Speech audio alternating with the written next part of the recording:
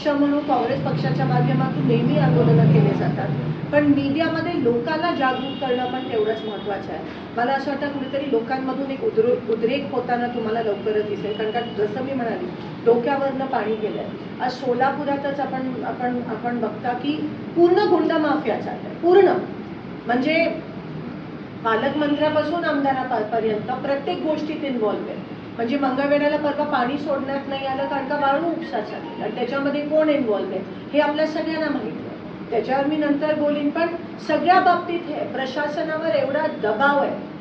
मग तुमचं वेगळे वेगळे इकडे जे चालतात, मटका असेल, तुमचे बार्स असतील, काय चाललंय?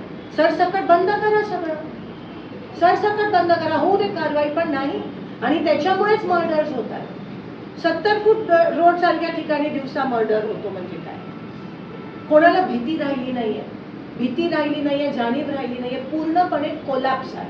आणि इलेक्शनच्या वेळेस मात्र सगळ्यांवर गुन्हे दाखल करतात. मी तुम्हाला म्हणाल्याप्रमाणे फक्त इलेक्शन टू इलेक्शन, भाजपला दुसरं काही नाही. सत्तासाठी इतके हपापले की लहान मुलींवर बलात्कार होतोय आणि तुम्ही तिथे लक्ष देत नाही. फक्त इलेक्शन, सत्ता, हावराटपणा